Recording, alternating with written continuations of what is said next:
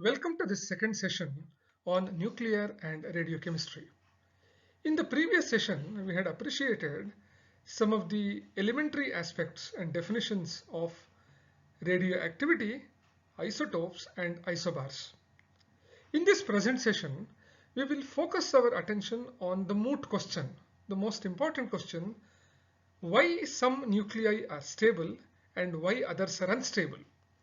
In fact, the most important question that should bog us is why nucleus is stable, what are the forces that hold the particles of a nucleus together.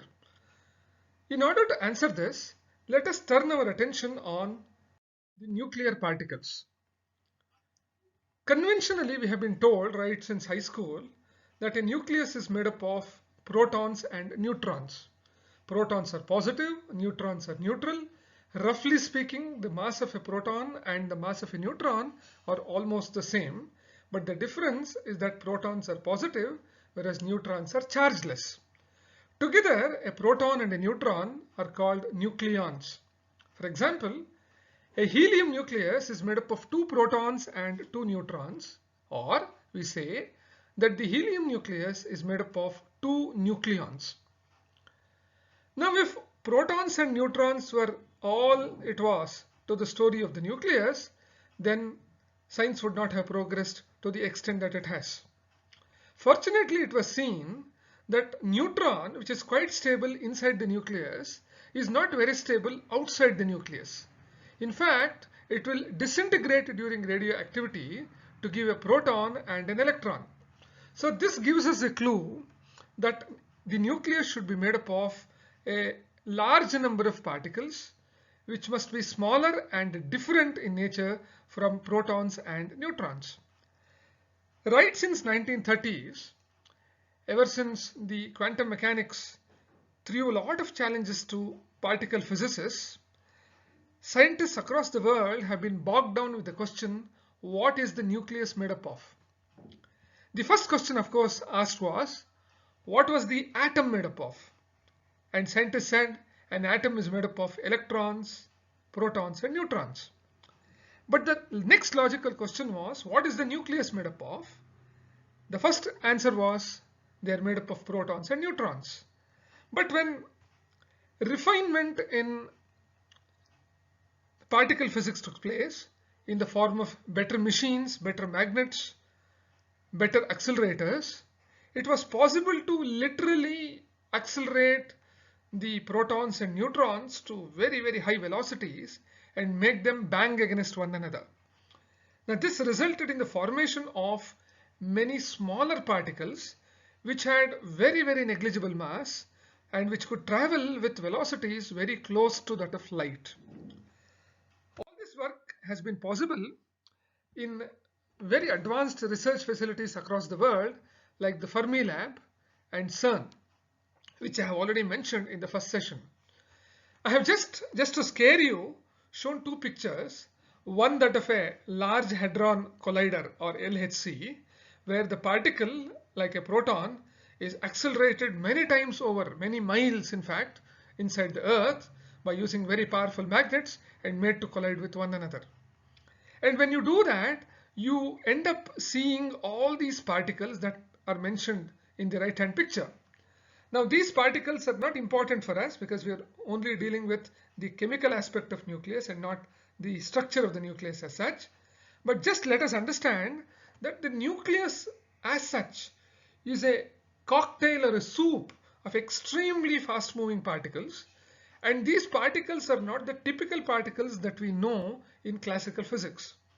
These particles are extremely small, their masses are extremely negligible, so negligible in fact that their masses are expressed in terms of energy. And these particles quickly change to other particles. So therefore, the entire nucleus consists of very fast moving so-called particles, which are not actually only particles, but they are also waves.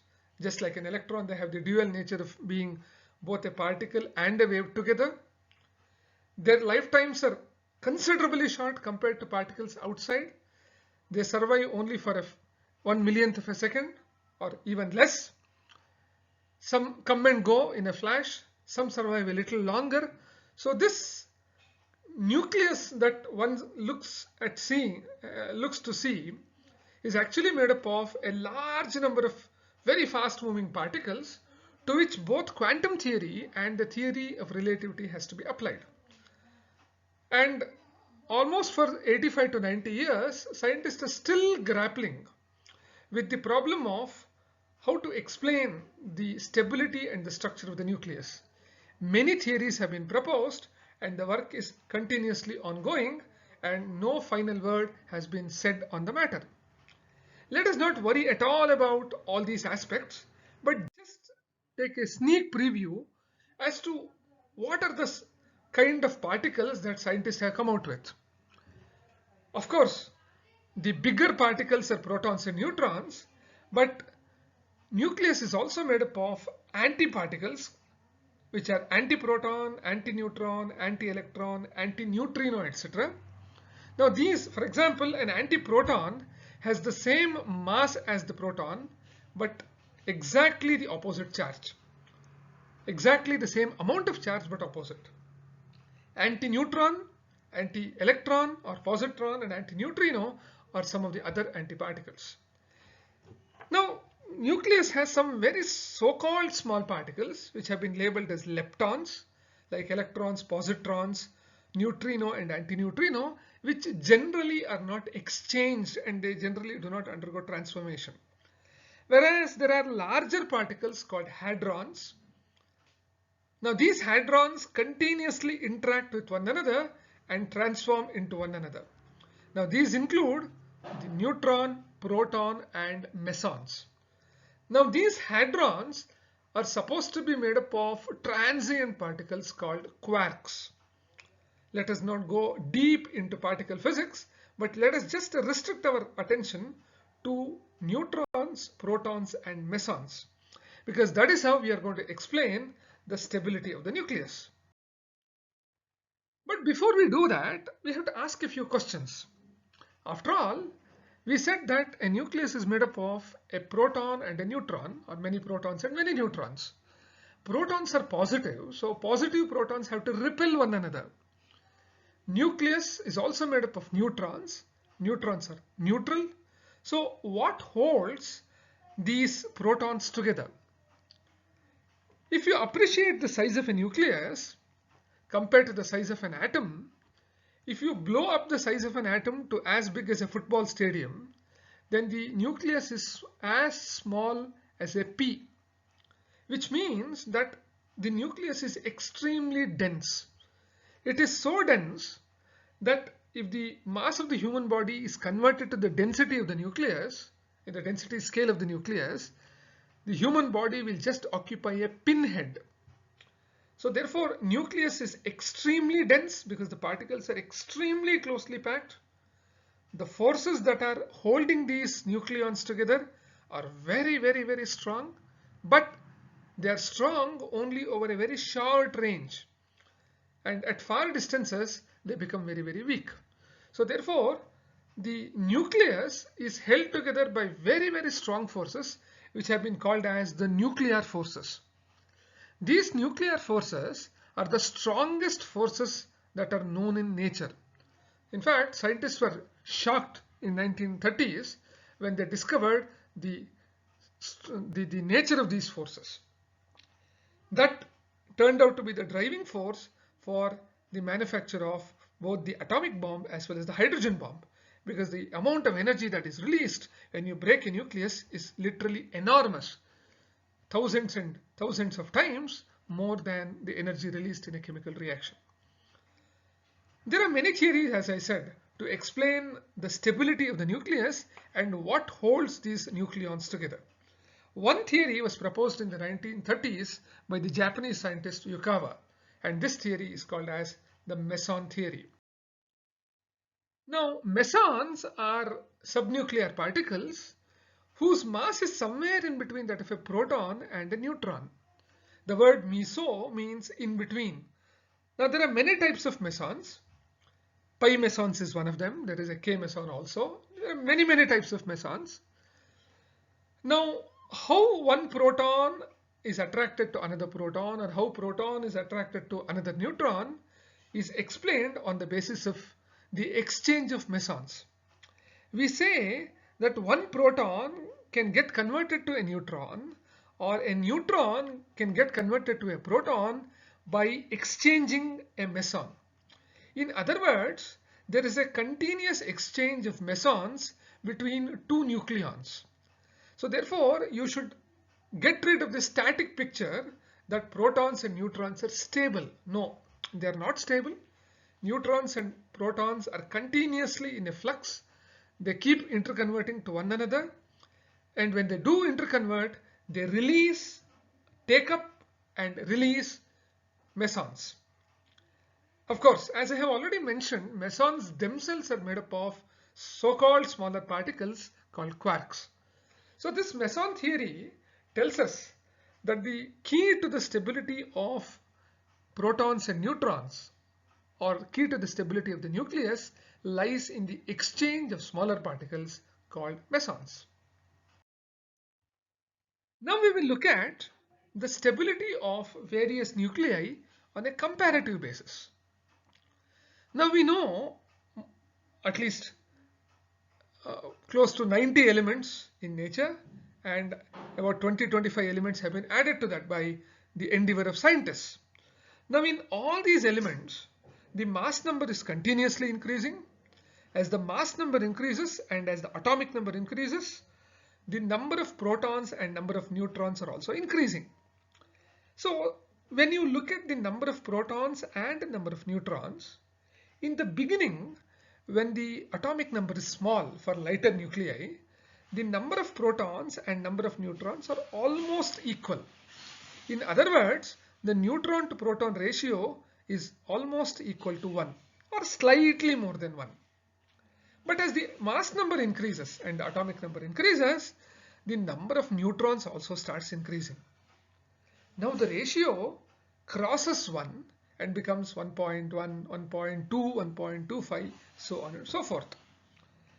Now for relatively heavy nuclei like lead and bismuth, the neutron to proton ratio, or the N/P ratio, reaches a threshold limit of 1:1.5, which means that the number of neutrons will now increase. This can be considered as the limiting ratio, because as the number of neutrons increases, the stability of the nucleus will decrease. As the number of neutrons increases, the nucleus becomes so unstable that it will start disintegrating by emitting either an alpha particle or a beta particle along with gamma radiations to form a nucleus of lower N/P ratio. So this is how empirically we can explain the instability of heavy nuclei, which shows that heavy nuclei are unstable and they disintegrate, emitting radioactive particles, and this explains the phenomenon of radioactivity. The same thing can be illustrated by means of a graph, the N versus P graph. Y-axis we have plotted neutrons, on x-axis number of protons. You can see in the beginning, of course, the solid line is the ideal 1:1 line. Now as you can see, in the beginning, when the number of protons or the atomic number is about 10, 11, 12 or 20, you can see that for 20 protons there are 20 neutrons. But as the number of neutrons or the atomic number increases, the number of neutrons also increases. So what we get is actually a curve. So instead of a straight line, we end up tracing a curve, and this curve is also sometimes called as the stability curve. As the atomic number increases, somewhere in between we have a ratio of 1.25:1 for zirconium. When we reach the atomic number of around 80, we reach the threshold limit of 1.5:1. Now beyond this threshold limit, the number of neutrons become too many and the nucleus becomes unstable and it starts breaking. Before we proceed into a more quantitative understanding of the stability of the nucleus in terms of energy, we have to define a unit called as the atomic mass unit. Remember that the nuclear particles like proton and neutron are too small to be measured in terms of grams and kilograms. So therefore the mass of these particles are best expressed in terms of atomic mass unit. One atomic mass unit is defined as 1/12 the mass of one atom of a carbon-12 isotope. So what you basically do is to take a carbon-12 isotope, take one atom of that, the mass of one atom of this carbon-12 isotope is 12 AMU, divide that by 12, you get 1 AMU.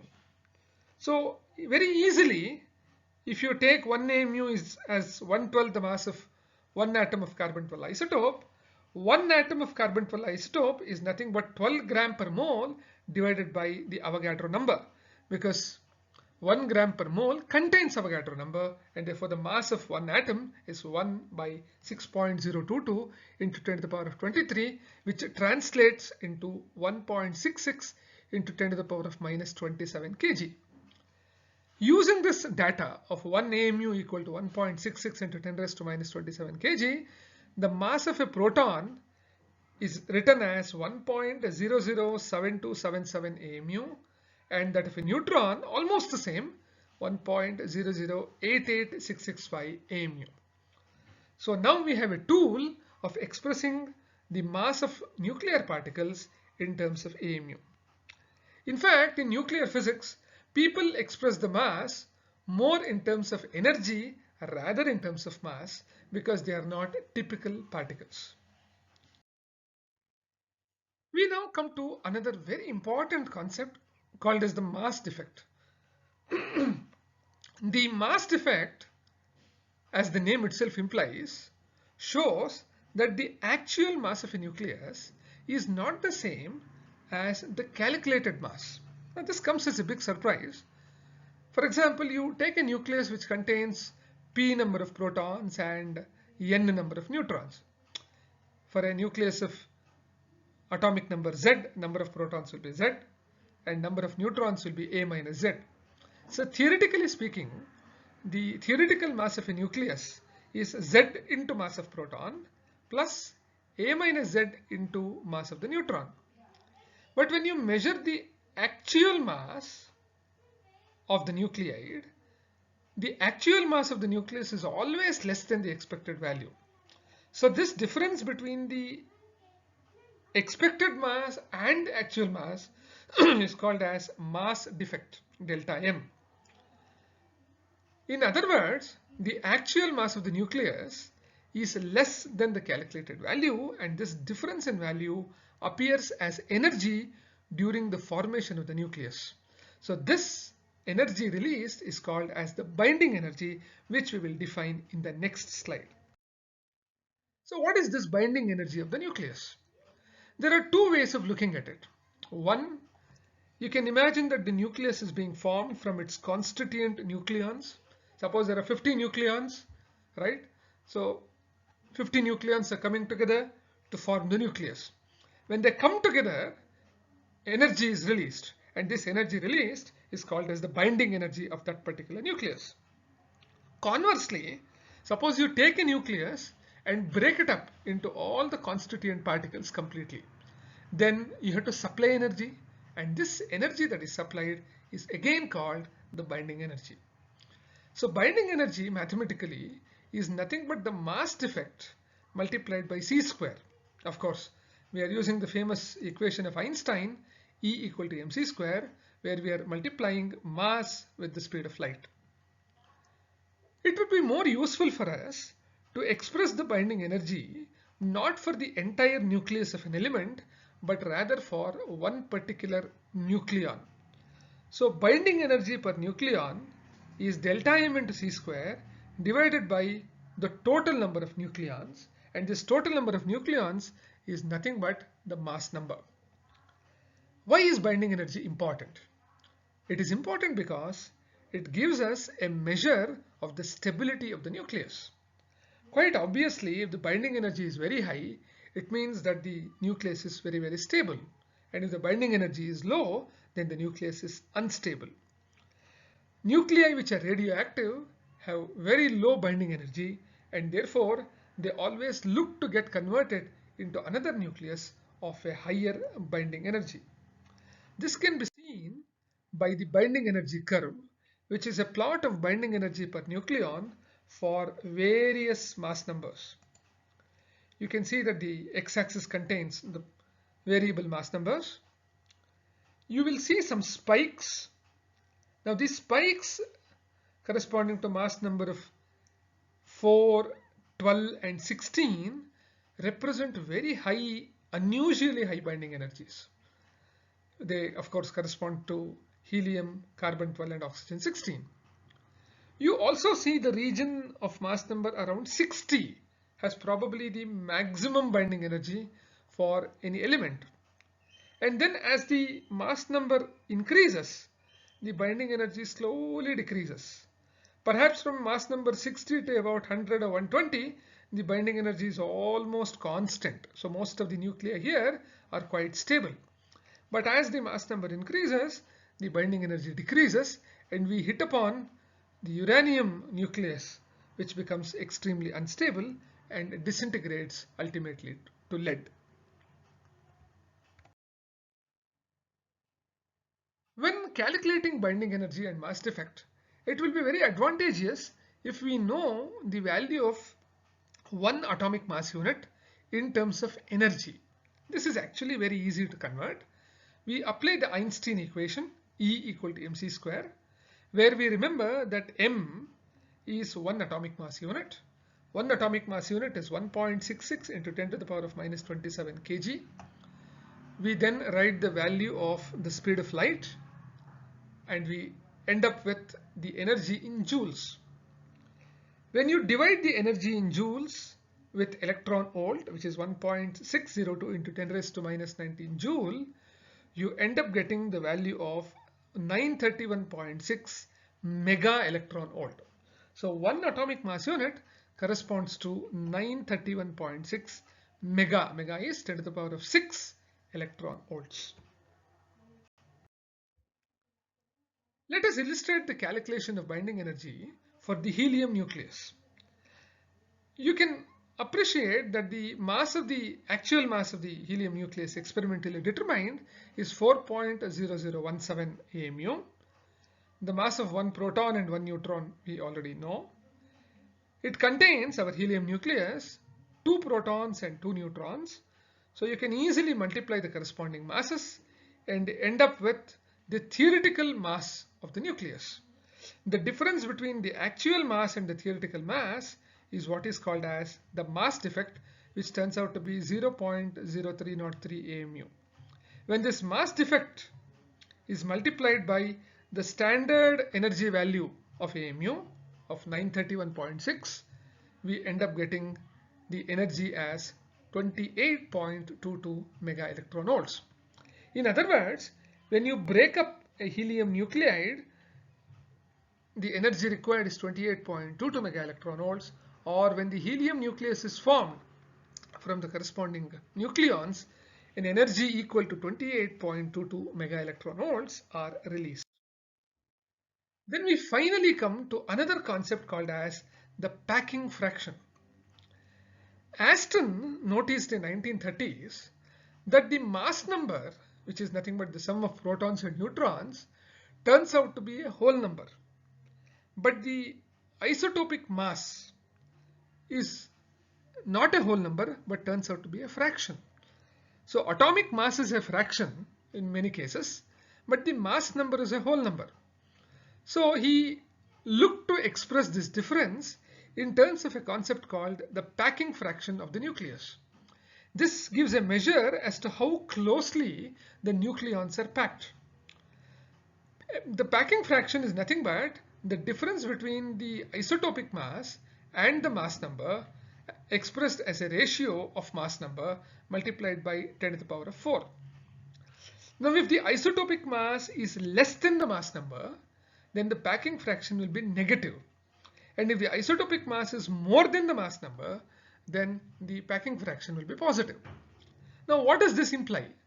If the packing fraction is negative, It means that there is a mass defect, that the actual mass of the nucleus is less than the expected mass, and therefore during the formation of that particular nucleus, energy has been released in the form of binding energy.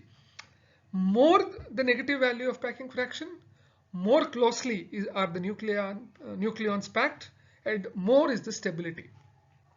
It is noticed that when you plot packing fraction against mass number, for most mass numbers except a few, except the ones that we noted for helium and carbon and oxygen with mass numbers of 4, 6 and 16, which are unusually stable, but for all others, the packing fraction turns out to be negative.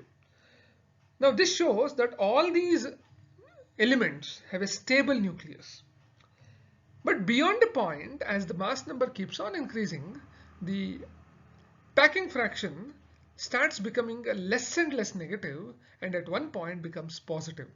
This indicates that our nucleus has become unstable, and therefore it starts disintegrating by exhibiting radioactivity. Hence, we can appreciate a comparative assessment of the stability of the nucleus in terms of three parameters. One being the packing fraction, the other being the binding energy, and the third being the mass defect. And as you will appreciate, all are interlinked to one another.